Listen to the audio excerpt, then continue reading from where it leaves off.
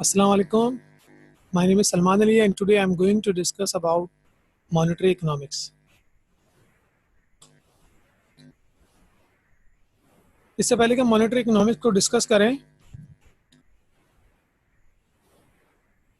हम barter system के बारे में आपको बताना चाहेंगे कि बार्टर सिस्टम जो मॉनेटरी इकोनॉमिक्स से पहले या मनी आने से पहले कॉन्सेप्ट हुआ करता था, बार्टर सिस्टम वो क्या था, और उसके बाद फिर हम जो उसके अंदर एवोल्यूशन हुआ और एक हमारे सामने मनी का कॉन्सेप्ट आया, फिर हम उसको डिस्कस करते हैं। ठीक है, तो पहले तो ये बार्टर सिस्टम क्या होता था।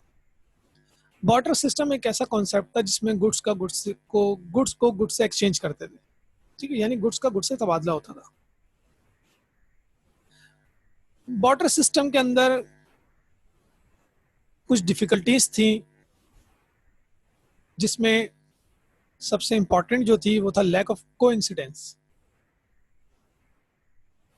यानी आपस में जो सेलर बायर हैं, दोनों में आपस में जो है क्या कहते हैं, मुताबिकत ना होना, हम उर्दू में बोलते हैं, यानी लैक ऑफ कॉन्फिडेंस।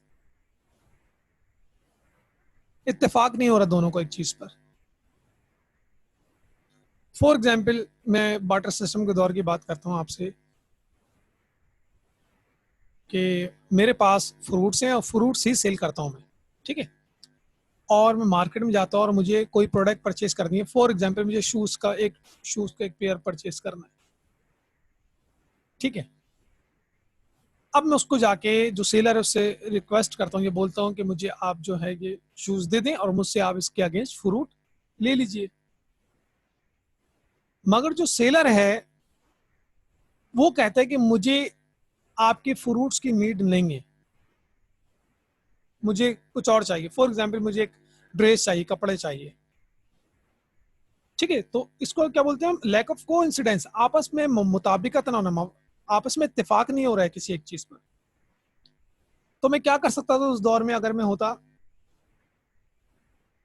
कि मैं कपड़े वाले के पास जाता और उससे रिक्वेस्ट करता कि देखिए मेरे पास जो है कुछ फ्रूट्स हैं, आप फ्रूट्स ले लें। अगर उसको कोई इशू नहीं होता तो मैं उसको फ्रूट सेल कर देता और उसके अगेंस्ट वो कपड़ा लेता जो उसको चाहिए, ड्रेस जो भी चाहिए था।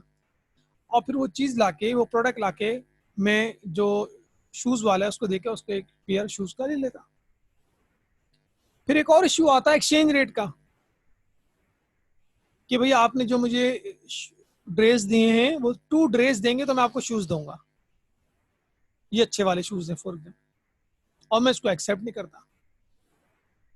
ठीक है, तो ये कॉन्सेप्ट था लैक ऑफ कोइंसिडेंस। आपस में इत्तेफाक नहीं हो रहा किसी चीज पर। सेकंड, मेरे पास जो चीज थी मैं उसको स्टोर नहीं कर पाता, ज्यादा स्टोर करता फ्रूट्स को खराब हो जाते हैं। कितना स्टोर करता, इतनी को टेक्नोलॉजी वहां पे एडवांस टेक्नोलॉजी तो थी नहीं उस दौर में। फिर उसकी वैल्यू अप डाउन बहुत ज्यादा होती। फिर बहुत सारी चीजें ऐसी होती है जो डिवाइड नहीं हो पाती। फॉर एग्जाम्पल, एक शख्स है, उसके पास जो है 4 गायें हैं।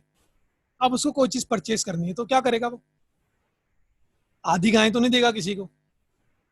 ठीक है, तो इस तरह के कुछ इश्यूज थे जो बार्टर सिस्टम के दौर में हमें फेस करने पड़े थे उस दौर के लोगों को। मगर बाद में थोड़ा सा एवोल्यूशन आया और बिल आखिर वो क्वाइंस, और उसके बाद गोल्ड और क्वाइंस और पेपर करेंसी और प्लास्टिक मनी और डिजिटल करेंसी तक हम पहुंच गए। ये जो मॉनेटरी इकोनॉमिक्स है, इसमें हम जो थ्योरी से, मनी से रिलेटेड, उसको हम डिस्कस करेंगे। इसके अलावा monetary system, financial institution, banking sector, ये सब इसके पार्ट है। ठीक है, तो what is monetary economics? It is the branch of economics that studies the different competing theories of money. ये भी इकोनॉमिक्स की एक ब्रांच है जिसके अंदर आप मुख्तलिफ थ्योरीज जो दी गई हैं मनी से रिलेटेड उसको डिस्कस करते हैं। It provides a framework for analysing money and considers its function. ये फ्रेमवर्क देती है मॉनेटरी इकोनॉमिक्स। क्या देती है? वो थ्योरीज के जरिए आपको एक फ्रेमवर्क मिलता है जिसके जरिए से आप एनालाइज करते हैं मनी को और उसके फंक्शंस को कंसीडर करते हैं, जैसे कि मीडियम ऑफ एक्सचेंज। आप पैसों को एक्सचेंज कर सकते हैं, पैसे के जरिए कोई भी चीज एक्सचेंज कर सकते हैं। हम मार्केट में जाते हैं, मार्केट में मोबाइल परचेस करते हैं, तो आपने मोबाइल परचेस कर लिया, उसके अगेंस्ट आपने पेमेंट कर दी, आप उन पैसों को स्टोर कर लेते हैं, आप उन पैसों को यूनिट्स में डिवाइड कर लेते हैं। ठीक है, 50 का नोट है, 20 का नोट है, आपके पास 100 का है, 1000 का है, 5000 का है, 500 का है, तो डिवाइड होगा यूनिट्स में। तो ये चीज पहले बार्टर सिस्टम में नहीं थी। ये जो जितने भी आपको क्वालिटीज नजर आ रही हैं, सब मनी की qualities. This branch also examine the effect of monetary system. इसके अंदर मॉनेटरी सिस्टम भी डिस्कस करते हैं। मॉनेटरी सिस्टम का मतलब ये होता है कि गवर्नमेंट इकोनॉमी के अंदर जो मनी इंजेक्ट करती है, वो जो पैसे इकोनॉमी के अंदर आते हैं, वो किस जरिए से आते हैं। वो बैंक के जरिए आते हैं, वो सेंट्रल बैंक है, कमर्शियल बैंक है, ठीक है, और इंश्योरेंस कंपनी से, जिस जरिए से भी इकोनॉमी के अंदर पैसा आता है उसको बोलते हैं मॉनेटरी सिस्टम। इसके अंदर मॉनेटरी सिस्टम को डिस्कस करते हैं, including regulation of the money and associated financial institution and international aspects. और इसमें हम क्या करते हैं,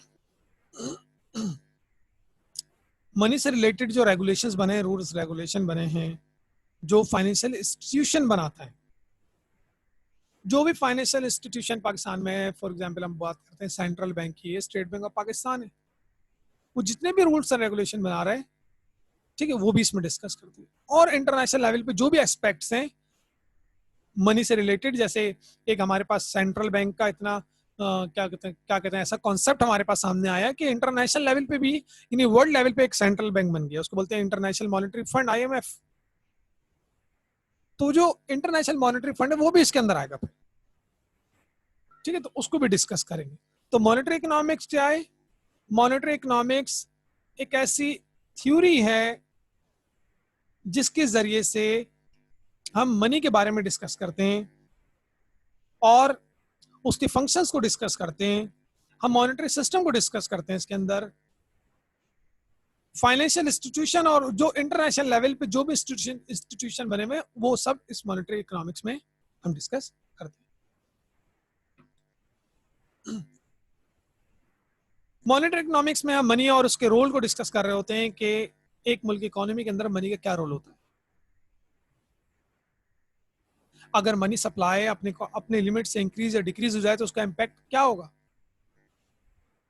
इन्फ्लेशन पे क्या होगा, इकोनॉमी पे क्या होगा, पूरी ओवरऑल हम डिस्कस कर रहे होते हैं। हम supply and demand of money for money की बात कर रहे होते हैं, जो अभी मैंने अभी आपको बताया कि अगर डिमांड एंड सप्लाई मनी की एक पॉइंट पर इक्वल है, उसी बेस पर हम इंटरेस्ट रेट को डिसाइड कर रहे होते हैं। अगर आपकी मनी सप्लाई बढ़ जाएगी या कम हो जाएगी, डिमांड इंक्रीज डिक्रीज होगी, तो उसका इम्पैक्ट डायरेक्ट इंटरेस्ट रेट पर आता है। तो मॉनेटरी इकोनॉमिक्स में हम ये भी डिस्कस करें।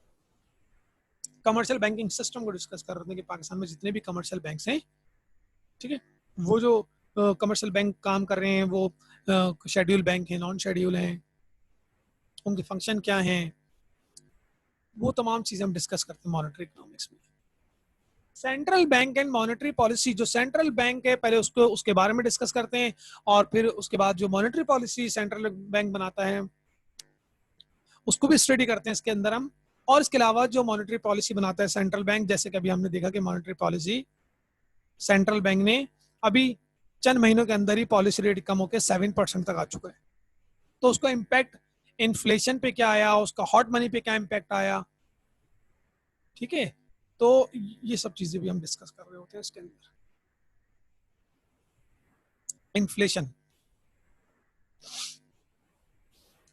इन्फ्लेशन का मनी सप्लाई से बहुत डायरेक्ट रिलेशन है।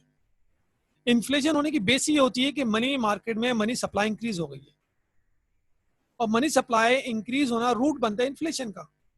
जब मार्केट में मनी सप्लाई की लिमिट से बढ़ जाएगी, इंक्रीज हो जाएगी, तो उसकी बेस पे मार्केट में हो जाता है या मुल्क की इकोनॉमी में हो जाता है इन्फ्लेशन, ठीक है।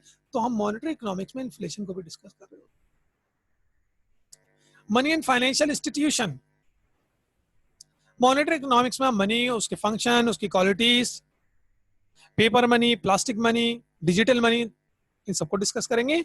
देन फाइनेंशियल इंस्टीट्यूशन का क्या लिंक होता है इससे, जिसके अंदर आपके commercial bank, central bank, insurance companies, mortgage companies, investment bank, agriculture और जितने बैंक हैं, सेविंग बैंक, ये सब आते हैं, इनका क्या रोल होता है, इसको भी डिस्कस करते हैं, ठीक है। तो मॉनेटरी इकोनॉमिक्स इस एक ऐसी इकोनॉमिक्स है जिसके अंदर हम मनी से रिलेटेड तमाम कॉन्सेप्ट को डिस्कस करते हैं।